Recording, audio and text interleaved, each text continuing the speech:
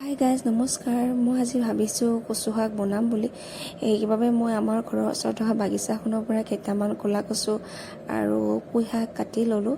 কচুখিনি দেখিবলৈ খুবেই ধুনীয়া আৰু আপোনালোকে জনাবচোন আপোনালোকে কেনেধৰণে কচুটো বনাই খায়।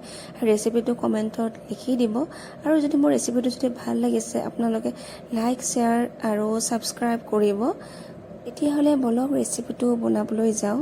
খিনি কাটি ভালদৰে ধুই মই গেছত তেল গৰম হ'বলৈ দিলোঁ আৰু গৰম হৈ থকা তেলখিনিত মই কেইটামান মেথি গুটি ছটিয়াই দিলোঁ আৰু লগতে দিলোঁ 2টা তেজপাত, 2টা শুকান জলকীয়া।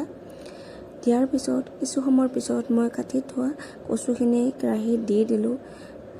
কচুখিনিত সোৱাদ অনুযায়ী নিমখ, কেঁচা জলকীয়া আৰু খুন্দি লোৱা নহৰু দি দিলোঁ। এইখিনি দিয়াৰ পিছত ভালদৰে খন্তিৰে ওলটাই দিছোঁ। ওলটাই দিয়াৰ পিছত ঢাকনিৰে ঢাক খুৱাই দিছোঁ। ঢাকনিটো উঠোৱাৰ পিছত কচুখিনি দেখিলোঁ। কচুখিনিৰ পৰা বহুত পানী ওলাইছে আৰু এই পানী ওলোৱাৰ পিছতহে কচুখিনি বইল হ'ব আৰু ঢাকনিৰে ঢাক খুৱাই দিলোঁ। এনেদৰে কৰাৰ পিছত কচুখিনি ভালেমানে সিজিলে আৰু সিজাৰ পিছত মই ভালকৈ খন্তিৰে ওলটাই দিলোঁ আৰু বহুত ফ্ৰাই কৰিলোঁ। ভাজাৰ পিছত কচুখিনি দেখিবলৈ এনেকুৱা হৈছে। দিয়াত কচুখিনি বহুত দেখা যেন লাগে, কিন্তু যেতিয়া হয় কচুখিনি অলপমান হৈ যায়। এইটো মোৰ কচু শাকৰ ফাইনেল লুক। খুব খাবলৈ বহুতেই বেছি সোৱাদ হৈছে আৰু আপোনালোকে জনাবচোন কেনেকুৱা হৈছে।